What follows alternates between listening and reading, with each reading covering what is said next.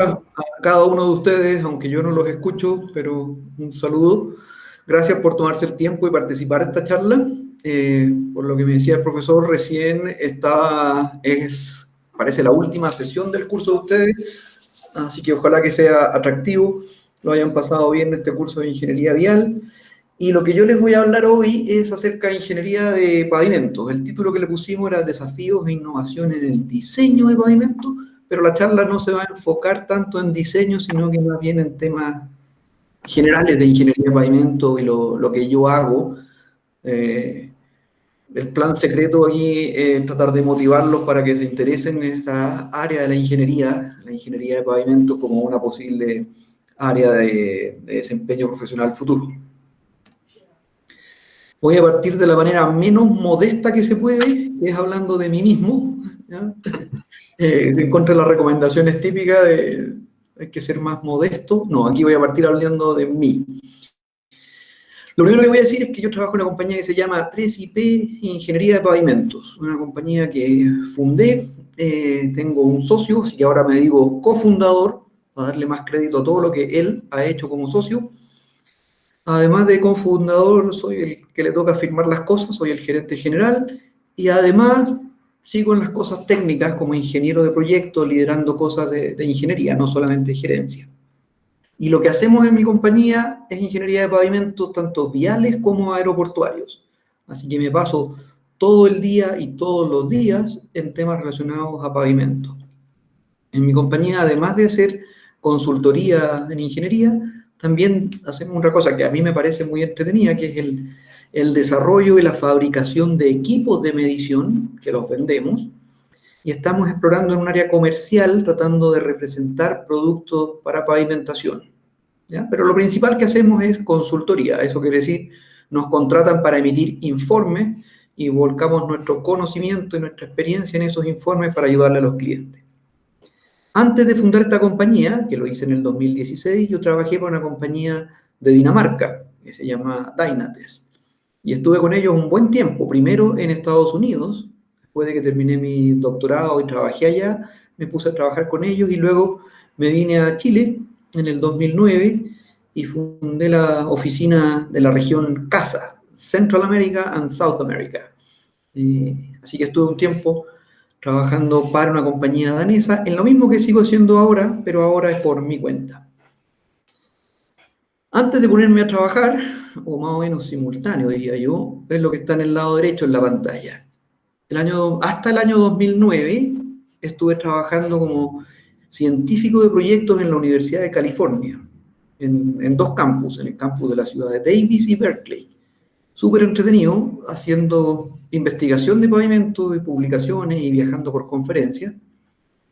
Antes de eso, entre el año 2000 y el 2005, hice un doctorado en la Universidad de Illinois. Y después del doctorado me quedé un poquito al postdoctorado, trabajando en ingeniería de pavimento. Y antes de eso, estudié en la Universidad Católica, donde saqué ingeniería civil, ingeniería en transporte y un magíster en construcción de caminos. Pero eso hace ya más de 20 años, buen tiempo atrás. Así que eso es lo mío. Entrando un poco en materia, ¿qué son los pavimentos? Supongo que lo habrán visto un poquitito en el curso, pero estructura de capas superpuestas, relativamente horizontales, que se diseñan y construyen técnicamente con materiales apropiados y adecuadamente compactados. Siguiendo con la poca modestia, ahí aparezco yo en una foto tomada, una selfie, hace unas pocas semanas.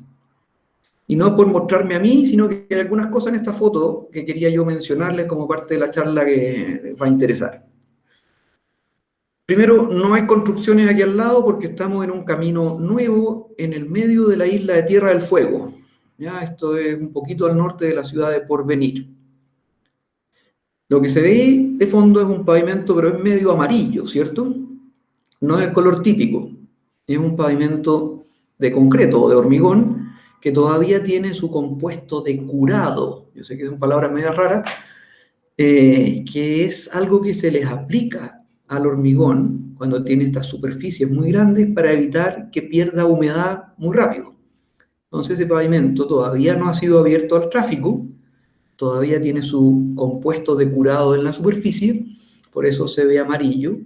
Se ve un poco manchado, y eso es porque a los pavimentos de hormigón los cortamos, les hacemos juntas, es decir, formamos losas, no queda todo de un bloque, porque si lo dejáramos de un bloque, se agrietaría. Y el corte de esas juntas transversales y juntas longitudinales se hace con un disco, y ese disco genera este polvito que con el agua de la sierra deja todo manchado hasta que lo abran al tráfico, después queda limpio. Tampoco tiene puestas las demarcaciones, porque todavía no está listo. Una cosa que no se nota mucho es que a los bordes hay un desnivel bien grande. Aquí el pavimento está levantado con respecto a las condiciones del costado y falta que le construyan la berma.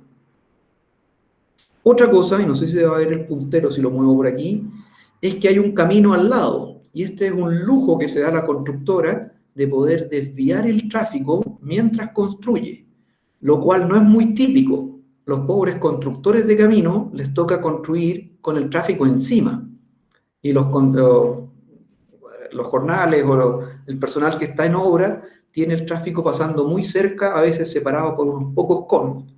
Aquí construyeron un desvío y todo el tráfico va por más de 30 kilómetros por fuera. Eso le permite construir tranquilo. Y la última cosa de esta foto que quería mostrar es que en este vehículo hay una cosa rara. Tiene este parachoque especial, que lo vamos a ver más adelante, pero es un perfilómetro láser. Así que eso respecto a la foto. ¿Qué es lo que queremos de los pavimentos? ¿Qué requisitos deben cumplir? Primero, que sean resistentes a la acción de las cargas del tráfico, del tránsito. No queremos que se rompan. Ser resistente a los agentes de intemperismo. No es una palabra que usemos muy comúnmente, pero estar a la intemperie. No hay nada que los proteja, ni de la lluvia, ni del hielo, ni de los rayos ultravioleta. Entonces tienen que ser materiales que que sean aptos para resistir estar por años expuestos a la intemperie. Otra cosa que queremos de los pavimentos es que tengan una textura superficial que sea buena. ¿Qué significa buena? Que nos provea seguridad y que sea resistente al desgaste, que no se lo vayan comiendo los neumáticos de los vehículos. Y el punto 4 es que debe presentar una regularidad superficial, tanto transversal como longitudinal, que permita la comodidad de los usuarios en función de las longitudes de onda, de las deformaciones y la velocidad de circulación. ¿Qué quiere decir esto? Que a medida que recorremos el camino a lo largo no vayamos rebotando, es decir, para arriba y para abajo en el vehículo, que es lo que ocurriría si el pavimento fuera muy irregular, y que tampoco a lo ancho haya grandes deformaciones, porque podría tener acumulaciones de agua o hace que al interior del vehículo nos movamos para los lados. Entonces queremos que sea, por decirlo de una manera bien simplificada, plano. Debe ser durable, queremos que después de que lo construyan quede así, tal como se construyó por mucho tiempo. Presentar condiciones adecuadas de drenaje, que el agua no nos moleste. El ruido de rodadura en el interior de los vehículos que afectan al usuario, así como en el exterior que influye en el entorno, debe ser moderado. Es un tema de creciente interés en todo el mundo que al pasar los autos rápido por las superficies pavimentadas, el ruido que generen no moleste ni a los vecinos que están a orilla del camino en sus casas, ni tampoco a los que van dentro del auto que quieren escuchar radio o hablar por teléfono. Entonces, además de todo lo que le pedimos a los pavimentos, es que no generen mucho ruido, y para eso tenemos que jugar con la textura superficial. El requisito número 8 es que sea económico, porque si cada kilómetro es más económico, logramos pavimentar con el mismo presupuesto más kilómetros. Entonces, hay que cuidar las lucas y hacer que el paquete estructural del pavimento sea lo más económico posible, ser eficiente. Y un color adecuado para evitar reflejos y deslumbramiento, ofrecer una seguridad al tránsito, y algo que faltó aquí, queremos que refleje la energía solar, que no la acumule, porque si no se calienta mucho y hay efectos adversos. Y que el pavimento está caliente durante el día con la luz del sol, en la noche va a seguir más caliente y la ciudad en general sube su temperatura. Entonces hay todos unos esfuerzos en ingeniería de pavimento de hacer que reflejen más la energía solar, un tema que tiene la palabra técnica albedo, en la reflectancia solar. Pero esas eran muchas cosas, si queremos resumirlo, que sea durable, cómodo y económico. Esta presentación tiene hartas fotos y, como decía el profesor al principio, animamos a que haya preguntas. Yo no veo el chat, pero Sebastián me va a avisar cuando haya preguntas. Así que... Sí, hasta ahora no hay preguntas, pero vamos bien. O sea, cualquier duda, pregunta la pueden hacer directamente a viva voz o usando el chat. Así que súper bien esa interacción, me parece genial. Y puede ser de alguna de las láminas anteriores, cualquier duda de pavimento o la lámina que estemos mirando, pero hagámoslo así más interactivo, porfa, escriban alguna línea o interrumpan, no hay ningún problema. No es una clase, esto es una charla general de ingeniería de pavimento, así que súper bien si logramos tener interacción, así que anímense a escribir algo por ahí o simplemente hablar. Así no se siente tan solo desde este lado de la pantalla. En esa foto, además de las montañas con nieve que se ven muy bonitas, esto es en Perú, hay un equipo, ese carro azul, que es para evaluar la capacidad estructural de los pavimentos. Ese equipo se llama un deflectómetro de impacto, más conocido en todo el mundo por una sigla que es FWD. No es Four Wheel Drive, es Falling Weight Deflectometer, o un deflectómetro de un peso que cae. Y es súper simple en su principio de operación. Ese aparatito levanta un peso bien grande y lo suelta. Y al soltarlo, golpea el pavimento, y el pavimento, al ser golpeado, se deflecta, es decir, se deforma un poquitito. Y está todo hecho de manera que se deforme lo mismo que se deformaría ante un camión estándar pasando con un eje de carga estándar, y así vemos cómo responde el pavimento a una carga vehicular.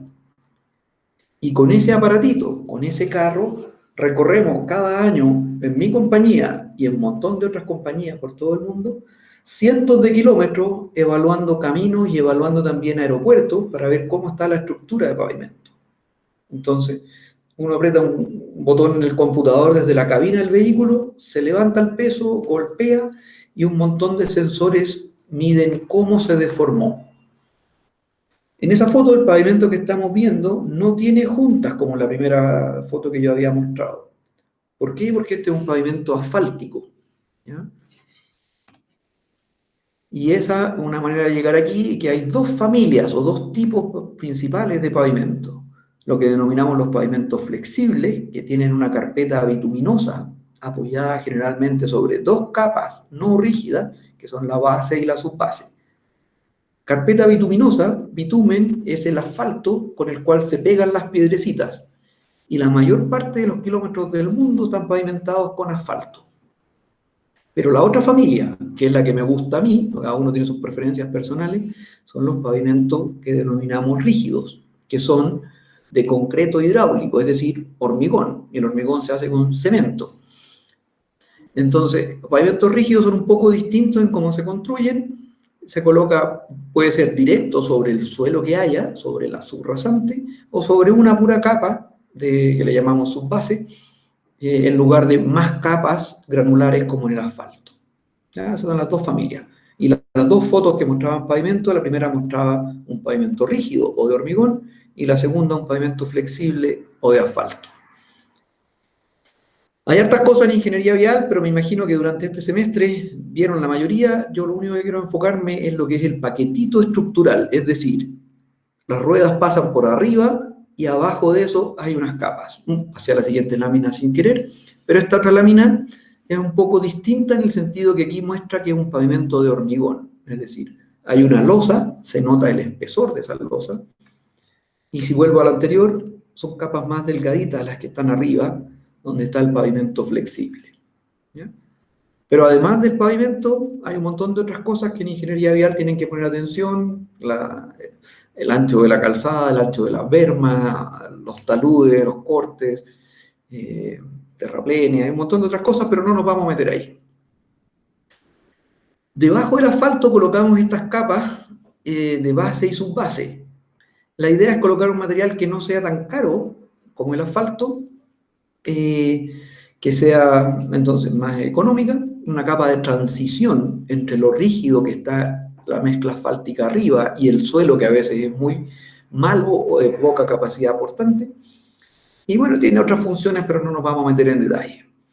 La base granular es un material un poco mejor que la subbase, y sobre eso va entonces lo que le llamamos la carpeta de rodadura. Y esa es la superficie en la cual van las ruedas, y necesitamos que tenga todas esas propiedades de las que hablábamos antes, de ser durable, económica y segura. Y en los pavimentos rígidos, bueno, la mayor parte de la carga la toma el hormigón, el concreto. Entonces la capa de abajo no es tan fundamental para soportar las cargas, pero sí queremos que cumpla otras funciones como el prevenir problemas en la subrasante. Esta foto es de agosto. Esto es en Coyhaique, los que conozcan el sector. En Coyhaique acaban de inaugurar hace poco tiempo un bypass hacia el sur. Se construyó en pavimento de hormigón con la tecnología de las losas cortas, que es un invento chileno. ¿Ya? Las losas cortas muestran que aquí hay una junta longitudinal en el medio de la pista. Además, un detalle aquí, la demarcación, la pintura del pavimento, no es lo mismo que vemos aquí en la zona central del país. Allá usan estas bandas amarillas con el fondo negro y es porque cae nieve, entonces para que se note mejor. Además de estas dos grandes familias que son lo típico por todo el mundo de los pavimentos asfáltico o flexible y de hormigón o rígido, hay algunos otros tipos. Los adoquines, hay pavimentos prefabricados de hormigón, lo cual es súper entretenido conceptualmente, donde se fabrican las losas en un lugar y uno lleva las losas y las pone como si fuera un puzzle y con eso arma un camino de manera mucho más rápida.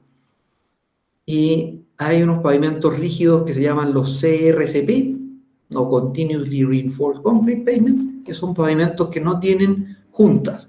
Son como las losas de los edificios, con refuerzo de acero, y se pueden construir muchos kilómetros, pero no son muy comunes, son más caros, pero duran más tiempo. Cuando nos toca diseñar pavimentos, hay tres cosas que tenemos que atender. Lo más importante es el tránsito, es decir, cuánta carga y de qué tipo de carga va a estar circulando sobre el pavimento. La subrasante o el suelo, que si es de buena capacidad aportante es excelente. Si es blandito, por decirlo de una manera no técnica, o de bajo módulo de rigidez, o poca capacidad aportante, como un pantano, entonces es un problema, porque no podemos colocar el pavimento sobre eso directamente, hay que hacer mejoramientos para poder construir. Y el tercer factor es el clima. Es distinto un sector de pavimento donde esté expuesto a altas temperaturas, como en el desierto del norte de Chile, o como me tocó el año pasado estar en Arabia Saudita y en Kuwait, donde las temperaturas del aire son muy altas. Si le sumamos eso a la exposición al sol que tienen los pavimentos, esos asfaltos necesitan propiedades especiales para no derretirse literalmente. Pero si construimos pavimentos asfálticos arriba en la montaña, a 4.000 o 4.500 metros de altura, no es el problema el calor, sino que el frío. Y si la mezcla asfáltica no se diseña bien, puede quedar muy rígida y con los cambios de temperatura agrietarse entera. Y si se agrieta ya no nos sirve. Entonces, además del tránsito, el suelo, hay que poner atención al clima. Y eso es lo que ponemos atención cuando nos piden diseñar pavimentos. Esta fotografía... Que te interrumpa. Sí. Justo en la diapositiva anterior se me ocurría una pregunta que tal vez pudiera motivar a los alumnos. En ese sentido, por ejemplo, tú mencionabas el clima, que era un efecto importante, ¿cierto? Y también pensando en la disponibilidad también de recursos, ¿cierto? Porque capaz que más adelante lo va a mencionar, pero me pongo a pensar, por ejemplo, en el norte de Chile, donde hay escasez de agua, por ejemplo, ¿cierto? Y como yo incorporo, por ejemplo, en los pavimentos que tú decías que te gustaban más, que era el pavimento rígido, ¿cierto? ¿Cómo incorporo, ¿cierto? El agua, ¿cierto? En la mezcla, ¿cierto? Del hormigón, por ejemplo. Entonces ahí viene todo un desafío de, ¿es posible ocupar el agua del mar? ¿Cierto? Chuta, pero ahí no puedo por el tema de las sales, entonces hay todo tal vez que está relacionado, ¿cierto? El clima con el tema de la disponibilidad de recursos.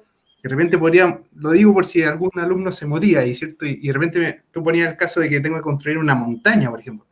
¿Cómo llevo los materiales allá de repente. Imagina ahí en Tierra del Fuego, cómo construías por allá en el sur también. Exacto. Sí, la verdad que para los que trabajamos en esto nos parece súper entretenido porque es justamente un gran desafío, primero, la selección de qué tipo de pavimento vamos a usar.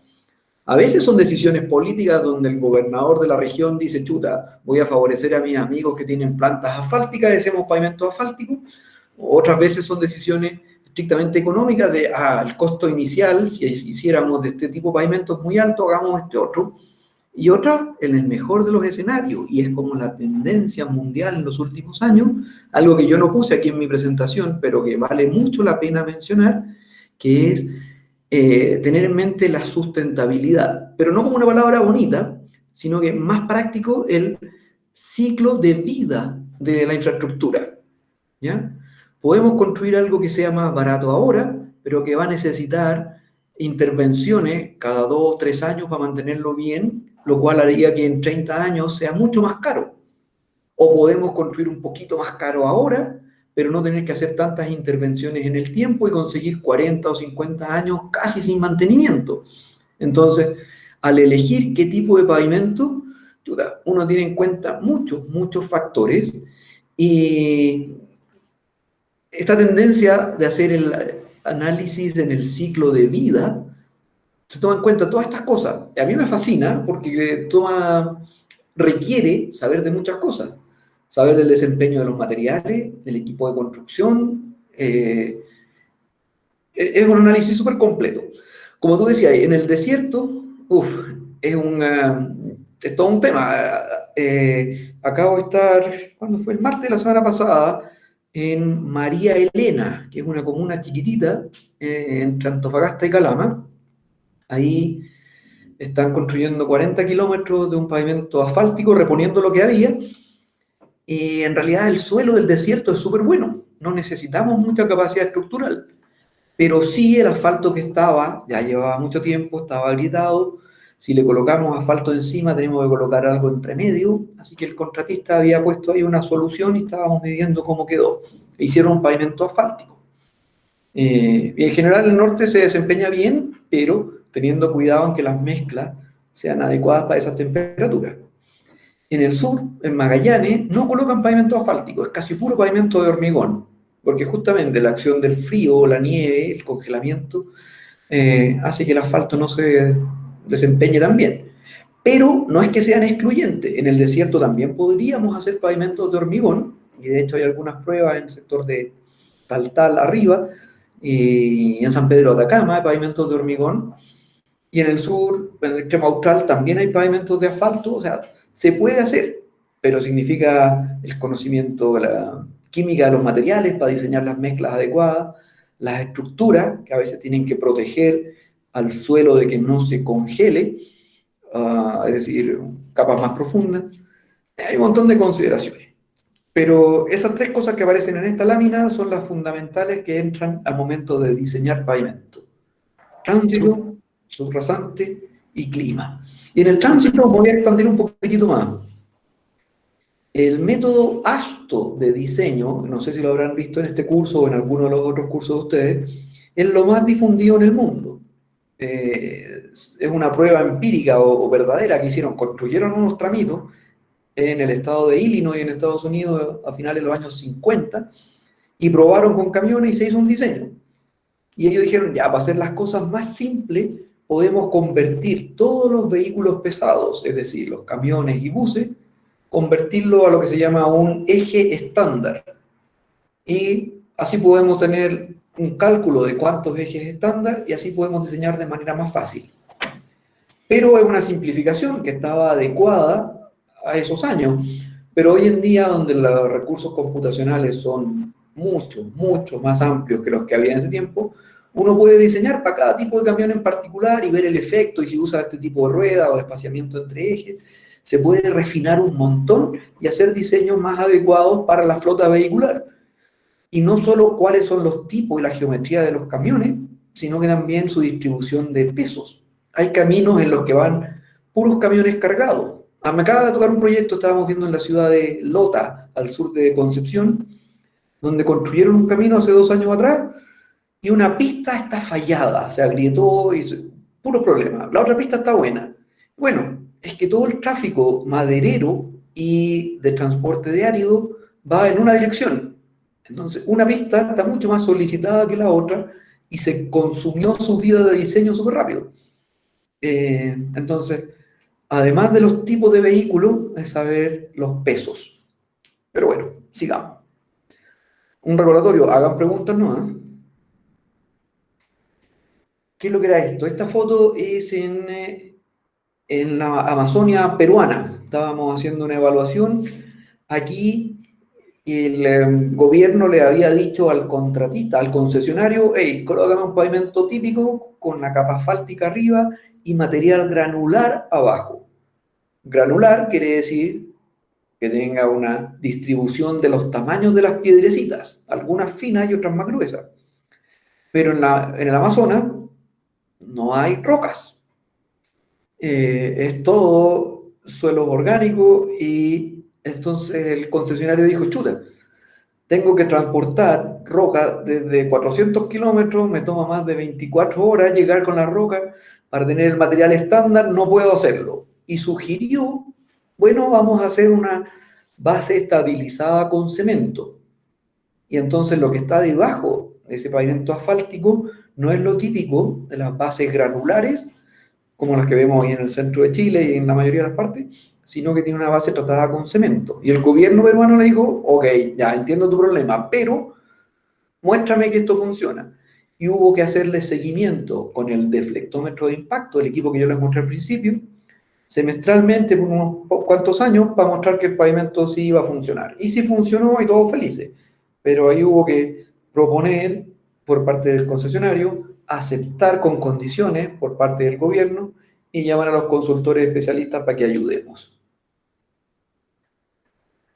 Esta otra lámina, a lo mejor queda un poco nada que ver aquí en el contexto general, pero habla de que los pavimentos, la red vial es un activo económico muy importante para los países. Es decir, los países que tienen más caminos tienen ahí un gran patrimonio. Esto es una de las páginas, estaban ordenados alfabéticos, así que estamos junto con Brasil, China y Dinamarca por orden alfabético nomás. Pero lo que muestra para el caso de Chile es que al momento de esa publicación aparecían 77.000 kilómetros totales de caminos en Chile. Y de esos, 18.000 están pavimentados. Y de esos, 2.387 son carreteras. ¿Ya? Pero eso significa que los no pavimentados son mucho más que los pavimentados. Del total de 77.700, hay 18.000 pavimentados y 59.000. Esos números están un poco atrasados, ya hemos pasado los 80.000 kilómetros en la red completa. Pero lo que quiero decir o enfatizar aquí es que hay muchos kilómetros que aún no están pavimentados y que se van a necesitar pavimentar en los próximos años. Puede que tome mucho tiempo. Pero es lo común, en general son muchos más los kilómetros no pavimentados en los países. Pero hay pega entonces para los que quieran trabajar en ingeniería de pavimento. Perdón que esta está en inglés, está tomada de un libro, pero bueno, la voy a dejar para que la lean después, voy a dar el resumen. La infraestructura pavimentada es muy importante para un país y como un indicador de su actividad económica. Mientras más kilómetros se recorran al año, muestra que está mejor el país. Pero no vamos a entrar en detalle. Aquí sí, este primer párrafo. Como resultado, la ingeniería de pavimento requiere el mayor de los cuidados y el uso de tecnología que sea de estado del arte e involucra tanto la tecnología de mantenimiento y rehabilitación de pavimento, así como el diseño y construcción de pavimentos nuevos. ¿Ya? Veíamos recién en la lámina anterior 18.000 kilómetros pavimentados, que se requieren profesionales especialistas que sepan cómo mantenerlo y cómo rehabilitarlo cuando ya están malos para mantenerlo disponibles para la actividad económica. Pero además hay 50.000 kilómetros o más que todavía no están pavimentados, que hay que hacer la ingeniería de por dónde vamos a modificar los trazados, porque en general la geometría de los caminos no pavimentados es distinta a lo que queremos para caminos pavimentados. Entonces, hay mucha necesidad de profesionales. El segundo párrafo. Estas cosas tecnológicas, tanto para el mantenimiento de pavimentos existentes como para los nuevos, involucra o incluye la caracterización de los materiales y el diseño estructural de las capas que se seleccionen para resistir el tráfico del lugar y las condiciones ambientales. Ya lo habíamos visto un poquitito. Además, se necesita la evaluación del desempeño, cómo están en servicio esos pavimentos, a través del tiempo, es decir, evaluarlos todos los años o cada 5 años, y ver las implicancias económicas tanto para la agencia encargada de mantenerlo, en nuestro caso la Dirección de Vialidad o el Ministerio de Vivienda y Urbanismo, si son calles, como también el impacto en los usuarios. Si lo dejamos que el pavimento se ponga muy malo, a la gente se le dañan los vehículos o causamos accidentes y a lo mejor no le importa la vialidad directamente, pero como país nos afectaría mucho. Y el último párrafo, que es lo que decía, aunque los dos últimos temas se relacionan al ámbito más amplio de gestión de pavimento o administración de pavimento, son una parte importante o integral de la ingeniería de pavimento y se incluyen en este libro. Si a alguno le interesa, ahí está la cita, pero la publicación, las láminas y el video va a quedar disponible para que lo busquen después. ¿Cómo se llama este equipo? A ver si alguien se anima a escribirlo en el chat. No, yo voy a seguir hablando, pero para que lo piensen. Ya habíamos dicho el nombre de este mismo equipo y lo hemos mostrado 2 veces. Aquí estábamos, ¿cuándo fue esto? Hace 4 semanas, en el aeródromo de Tobalaba.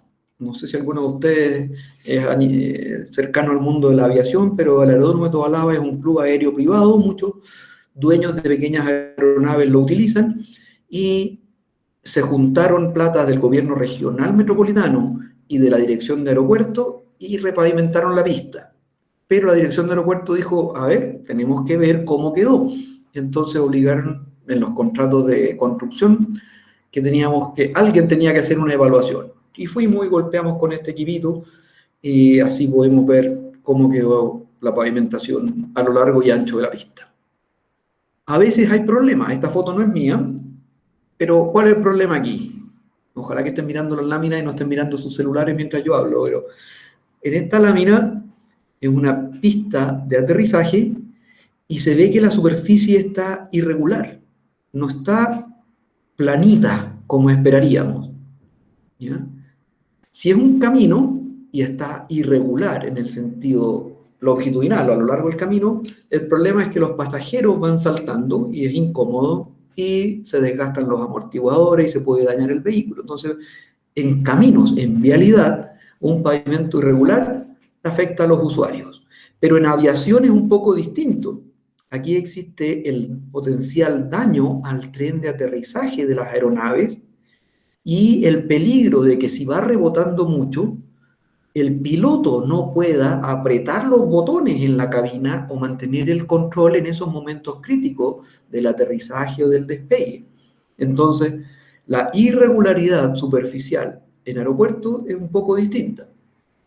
A los usuarios, ya es cierto que les va a molestar si van saltando, pero son unos pocos segundos cuando aterrizan y cuando despegan, el resto del tiempo van en el aire, así que de manera un poco fea, no nos importan los pasajeros, pero sí los fabricantes de aeronaves, Boeing y Airbus, que son los más grandes, ponen mucho énfasis e incluso tienen ellos su propio ranking y le dicen a las aerolíneas, hey, usted me compró aviones, pero no vuele a esta ciudad porque el aeropuerto está muy malo y se le puede dañar el tren de aterrizaje y se nos ha pasado que este componente ha fallado, y hacen recomendaciones los fabricantes de las aeronaves de no volar a algunos aeropuertos. Y entonces el que opera el aeropuerto, que sí quiere que las aerolíneas operen, llama a un especialista en pavimento y le dice, oye, mídeme, ¿está malo? ¿Cómo lo arreglo? ¿Dónde lo arreglo? Hay toda un área de trabajo ahí.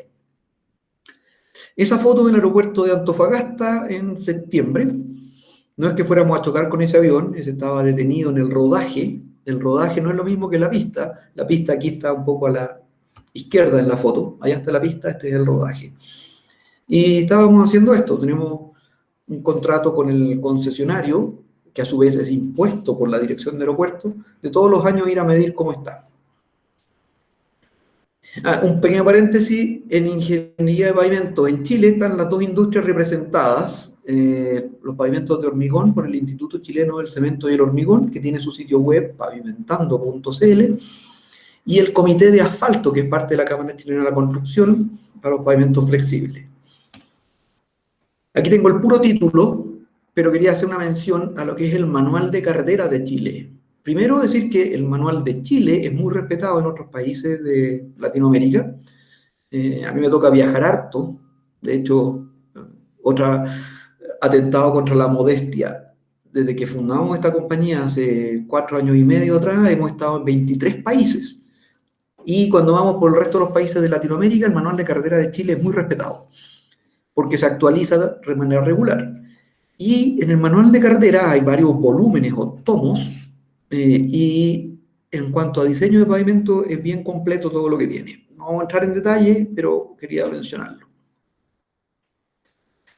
Pensando ahora en el tema de irregularidad superficial, ¿cómo se mide con unos equipos locos, perfilómetros láser?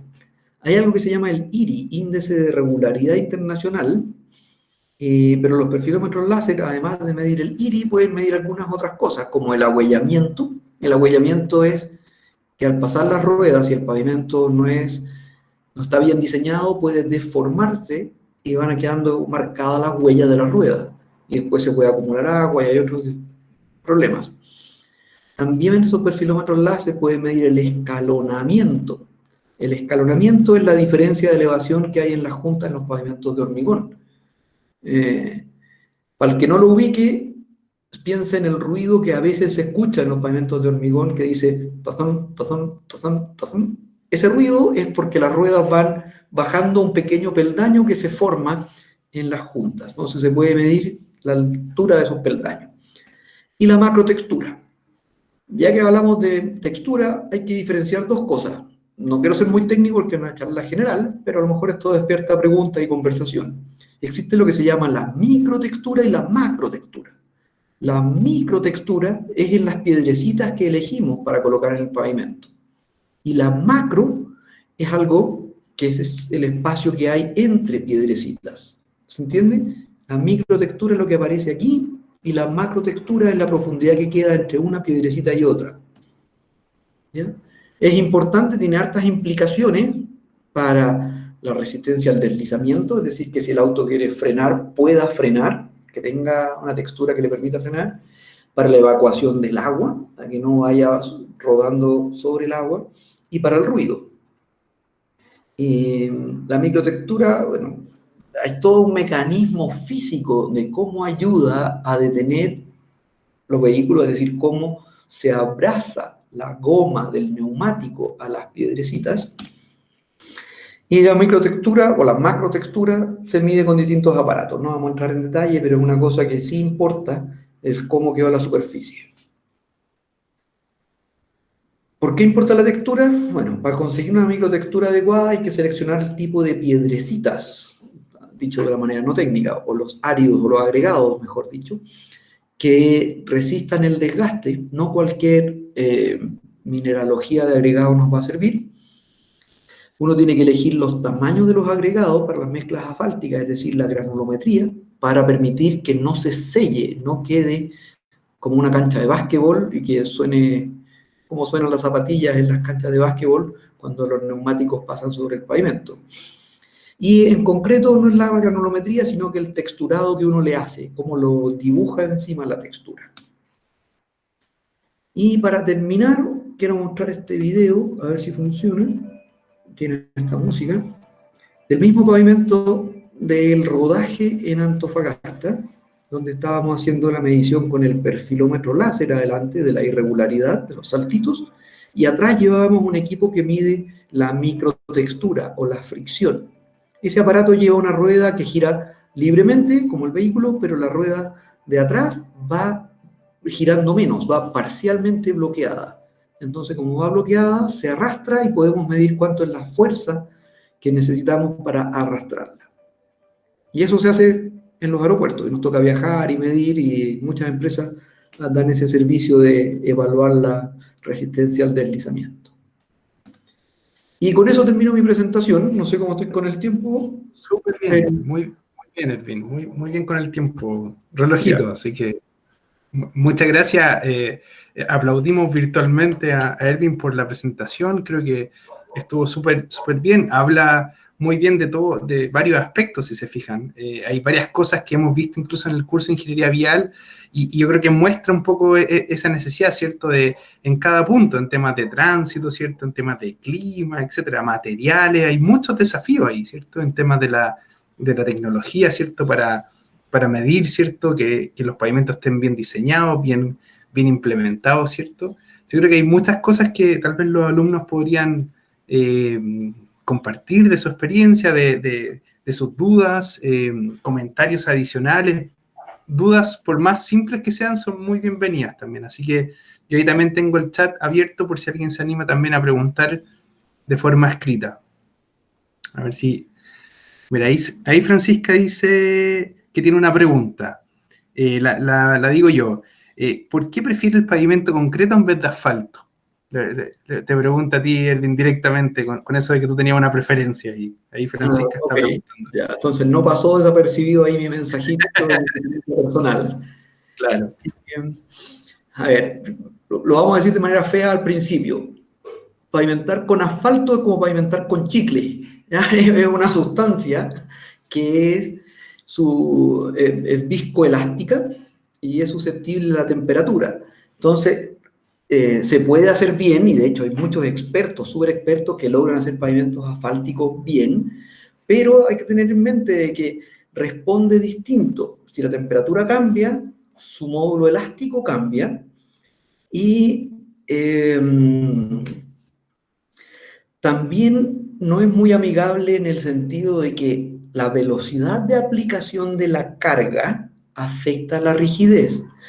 Si uno se ha fijado, y ojalá que sí se hayan fijado o lo hagan en el futuro, en los estacionamientos de los supermercados, si son pavimentos asfálticos y la mezcla no fue bien diseñada o no fue bien colocada, incluso los autos livianos, si están estacionados durante un día caluroso, dejan sus huellas, sus marcas, y quedan un hundimiento donde están las ruedas. ¿Ya? Y eso es porque un vehículo estacionado aplica las cargas por un periodo extendido y el pavimento asfáltico o el material asfáltico va acomodándose. Eso no ocurre con el hormigón. El hormigón es un módulo elástico mucho más alto, es decir, un material más rígido, y no importa si tienes un camión súper pesado estacionado por un año, no se va a deformar como ocurre con el asfalto. ¿Ya?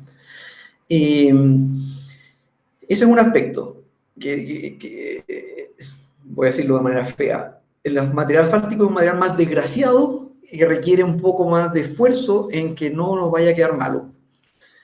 Pero es lo que más se usa, ¿ya? Y aunque no haya quedado una buena mezcla, los contratistas tiran asfalto, lo abren al tránsito y desaparecen y ya, quedó hecho. Puede que falle al año o 2 años. En general en Chile, en la industria decimos que los pavimentos asfálticos duran entre 7 y 9 años hasta que haya que hacerle algo.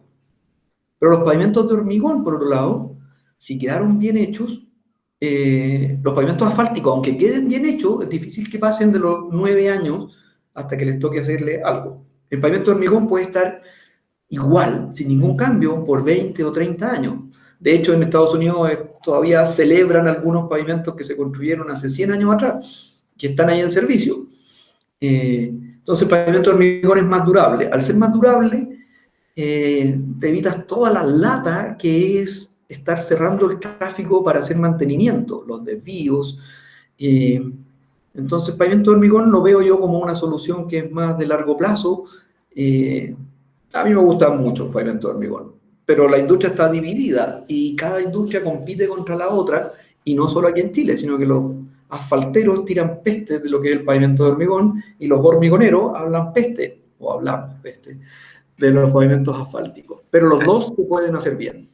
Hay una pregunta para complementar a Francisca. En este caso, por ejemplo, las especificaciones, cuando se presenta un proyecto, es, por ejemplo, este gobernador o, por ejemplo, la unidad, ¿cierto?, del Estado que de repente dice, quiero hacer asfalto o quiero hacer hormigón, por ejemplo. ¿Viene como una especificación técnica de principio o es el consultor, es la empresa que propone de alguna manera y es abierto un poco? ¿Cómo se da esa relación también ahí? Desde mi desconocimiento absoluto lo pregunto y tal vez a los alumnos les puede les puede servir Sí, algo así como es más. buena la pregunta porque aunque no es algo estrictamente técnico en la ingeniería de pavimento, es algo fundamental. Y lo primero es distinguir que en diferentes partes del mundo se hace distinto. Vamos a Ya, enfocarnos en el caso chileno y vamos a enfocarnos en las carreteras o los pavimentos interurbanos, que son los de tuición del MOP, del Ministerio de Obras Públicas.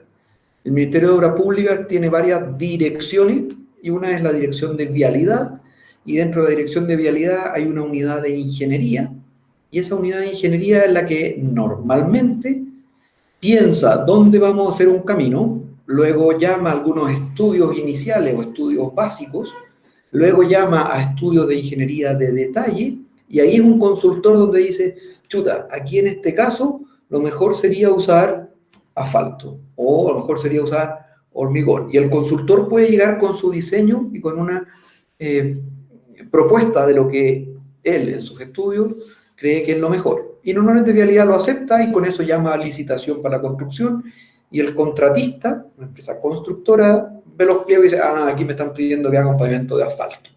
Y prepara su cotización, se lo adjudica y lo construye. En otros casos, la misma dirección de vialidad presenta o le dice al diseñador, hey, quiero que me diseñes para los dos casos. Hazme un diseño de pavimento asfáltico y un diseño de pavimento de hormigón. Y al momento de licitar las obras, Vialidad dice, ok, presénteme cualquiera de las dos. Y algunos contratistas que tienen más experiencia en asfalto dicen, ah, yo te cobro tanto por hacerlo en asfalto. Y otro contratista va a decir que, ah, te cobro tanto por hacerlo en hormigón. Y Vialidad decide, ok, el ganador fue este, ¿y qué propuso? Asfalto. Y así se decide. Perfecto. Esos como casos actuales. Y sí, dejémoslo hasta ahí nomás, porque la tendencia mundial es que ahora se haga este análisis del ciclo de vida y se hagan unos estudios un poquito más completos para decir, chuta, en este caso en particular, debido a la ubicación del proyecto y la disponibilidad de materiales y el agua y el clima y no sé qué, si pensamos en un horizonte de 30 años, el más sustentable desde el punto de vista económico, social y ambiental es tal, y lo eligen de esa manera. Pero estamos encaminados hacia allá en Chile y todavía no empieza. Pero interesante también para los alumnos que entiendan, ¿cierto? Esa secuencia de que es la unidad del Estado, por ejemplo, como dirección de vialidad, que pide un estudio, ¿cierto? A un consultor y luego de eso, que donde se hacen los diseños, se pide la contratación de la construcción. Son como diferentes etapas como para que los alumnos también vayan viendo eso. Siguiendo con un poco con Francisca, que después vamos con Felipe, que tiene otra pregunta, pero ahí Francisca dice, y en cuanto a la técnica de construcción, dice, me imagino que el hormigón se demora mucho más o no, dice. ¿Cuánto más en general? No sé si se entiende bien la pregunta, pero... ¿sí? Sí. Sí, es uno de los argumentos que usan los asfalteros en contra del hormigón.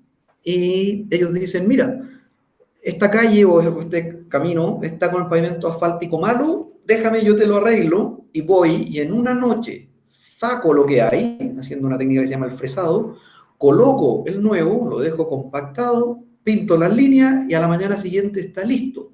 Nadie se da cuenta porque ocurre todo en la noche y despiertan el día siguiente con un pavimento nuevo.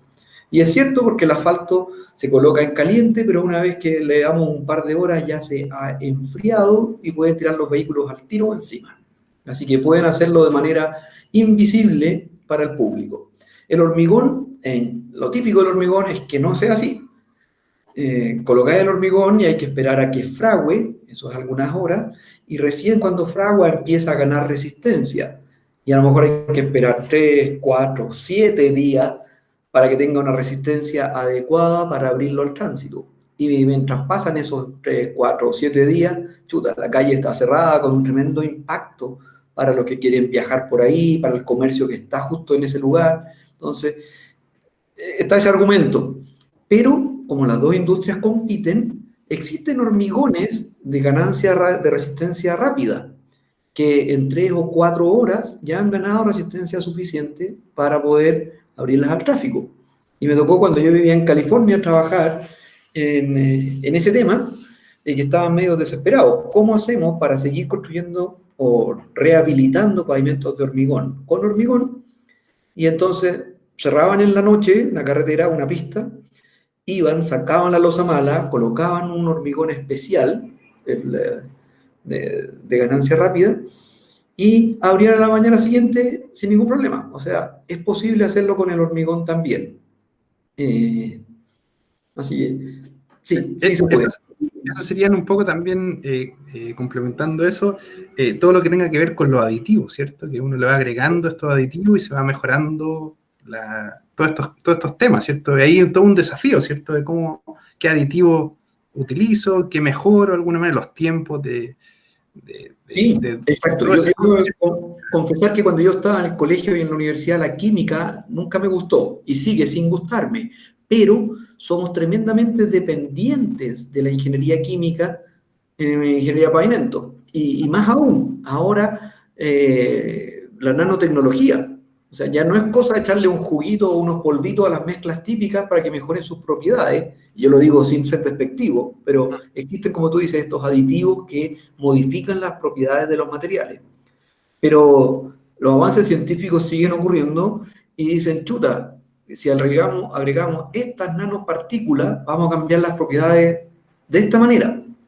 Y hay cosas realmente interesantes con los nuevos pavimentos que van a entrar en servicio en el futuro. Hay uno que yo estaba leyendo hace poco tiempo, de nanopartículas que lo hacen fosforescente el pavimento. De ahorrar la iluminación, porque durante el día se cargan y en la noche brillan el pavimento y no necesitáis colocar iluminación externa. Es una nanopartícula. U otras para mejorar las propiedades en climas fríos.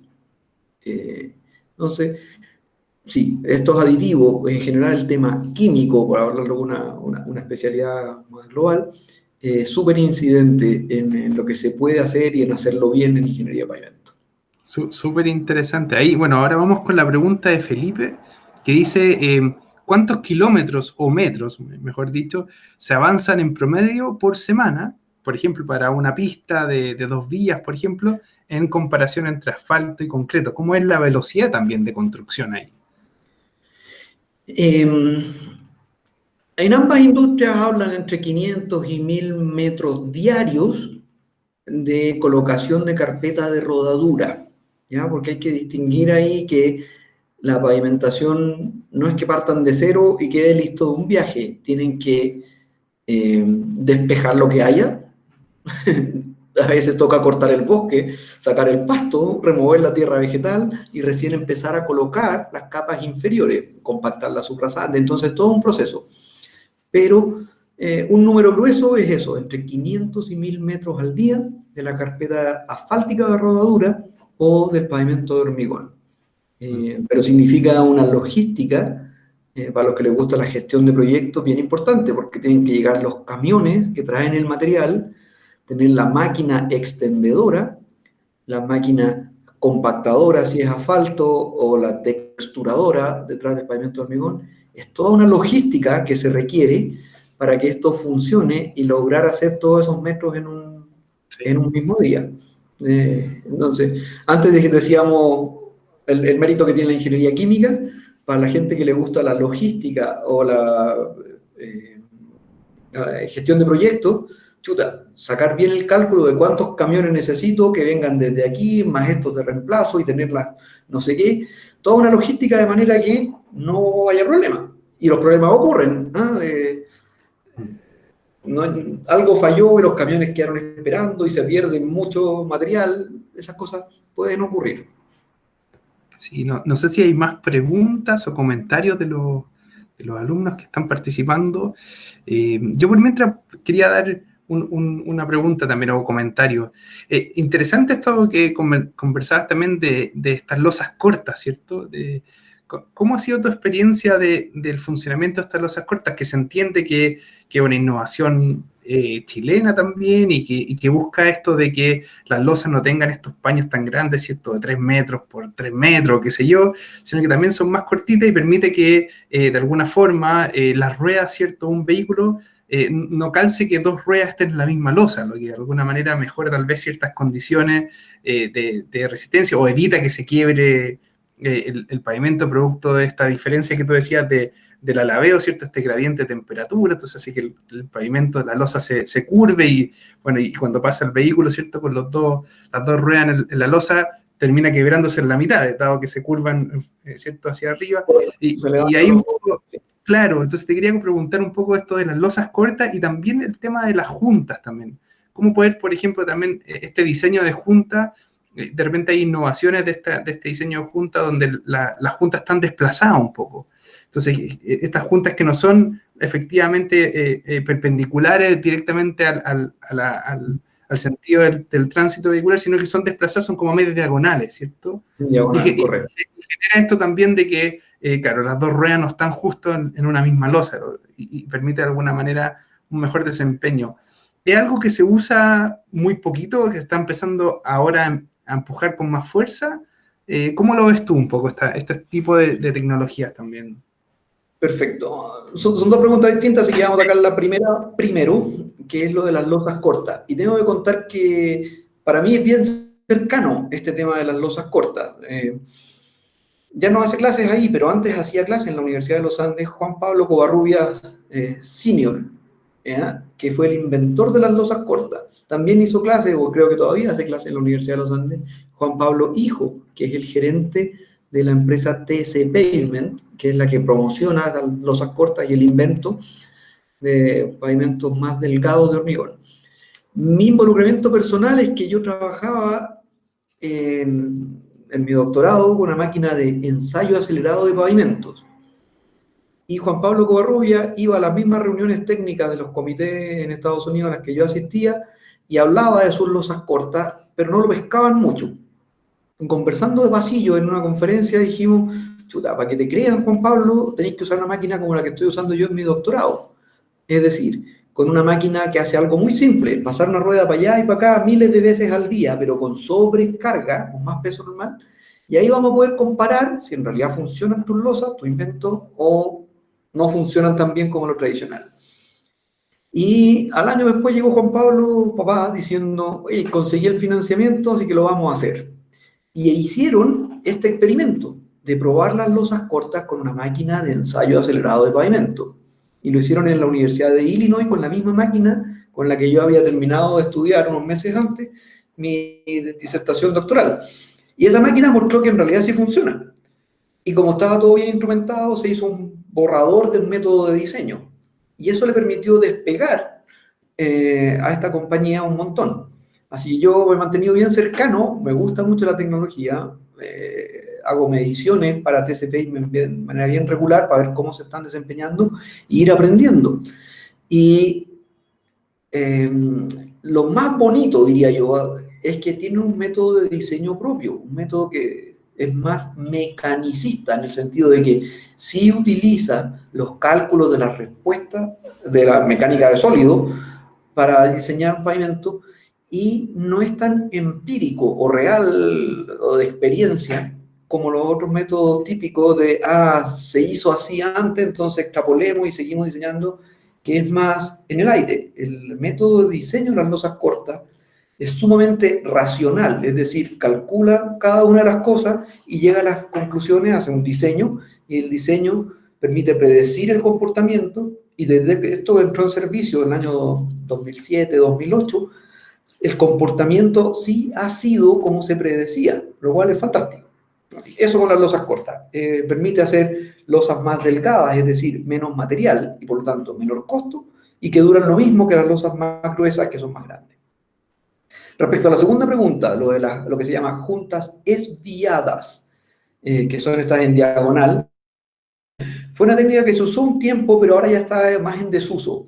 La intención era justamente que al cruzar la junta, no el eje completo pasara de una losa a la otra, sino que entra en un lado primero y después el otro. Así no es tan fuerte el impacto de la transferencia de carga de un lado de la junta al otro, pero creaban un ángulo agudo y esas esquinas fallaban, entonces ya han entrado más en desuso el uso de ese tipo de juntas. En Chile, por muchos años, las juntas de pavimento de hormigón las hacíamos sin colocar barras que se llaman barras de traspaso de carga en la junta, unas barras de acero bien gordas de 1,5 pulgadas o 2 pulgadas, y no lo poníamos porque copiamos el estilo de construcción de California. que California tiene el mismo clima y más o menos los mismos suelos y geología, entonces dijimos, si California no pone las barras de acero, en Chile tampoco lo vamos a hacer. Y así se hizo un tiempo, pero a medida que aumentaba el tráfico vehicular, en California dijeron, chuta, era mala idea, sí pongámosla. Y en Chile, hace algunos años, empezamos también a poner las barras de acero todo el tiempo, para prevenir los problemas de falta de transferencia de carga en la junta de pavimento de hormigón. No, súper interesante. Yo creo que hay varias cosas que hemos comentado en esta charla y agradecemos a Erwin por todo su tiempo y dedicación en responder cada una de estas preguntas. Yo creo que, no sé si alguien más se anima, si alguien más quisiera preguntar algo en puntual o incluso de la misma experiencia de Erwin, de su empresa, ¿cierto? De sus estudios de doctorado y cómo nos cuenta, ¿cierto? De cómo se van conectando cosas. Qué increíble eso también. Ahí con el tema de las losas cortas y con los ensayos y de repente esto de estar conectado entre academia ¿cierto? Y empresa, ¿cierto? Se va dando esta mezcla, ¿cierto? De investigación y probar nuevas metodologías y nuevos desafíos. Bueno, si no hay más preguntas, bueno, quisiera agradecer a Erwin especialmente por presentar y a quienes participaron de esta charla. Espero que les haya servido. Y nada más que decir, sino que más bien agradecer y nos veremos en una próxima oportunidad, ¿cierto? Bueno, muchas gracias por la invitación, Sebastián. Gracias a todos ustedes que me escucharon este rato. Ojalá que les haya resultado interesante. Y ánimo, que les vaya súper bien en el resto de los estudios y en el ejercicio profesional futuro. Muchas gracias, Erwin, y te deseamos el mayor de los éxitos, que sigas súper bien con tu empresa ahí, que con tus desafíos. Cualquier cosa, cuenta con nosotros por acá. Listo. Muchas gracias. Chao. Que estén muy bien. Adiós. Gracias.